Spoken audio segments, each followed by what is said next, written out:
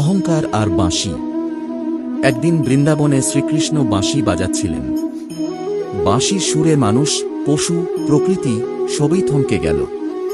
হঠাৎ একজন পণ্ডিত এসে বলল, হে কৃষ্ণ, তোমার বাঁশি এত মধুর কেন? নিশ্চয়ই এর মধ্যে কোনো বিশেষ জাদু আছে।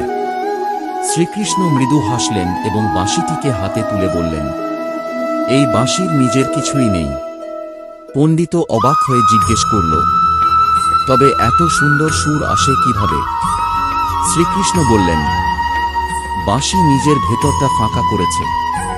অহংকার, জেদ, দাবি সব ছেড়ে দিয়েছে।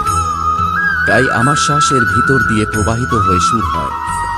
তিনি আরও বললেন, মানুষও যদি নিজেকে অহংকার থেকে ফাঁকা করতে পারে, তবে ঈশ্বরের কৃপা তার মধ্য দিয়েই প্রকাশ পায়। এই কথা শুনে পণ্ডিত নত হয়ে প্রণাম করল। তার অহংকার ভেঙে গেল। গল্পের শিক্ষা: অহংকার ত্যাগ করলেই জীবনে শান্তি ও সৌন্দর্য আসে।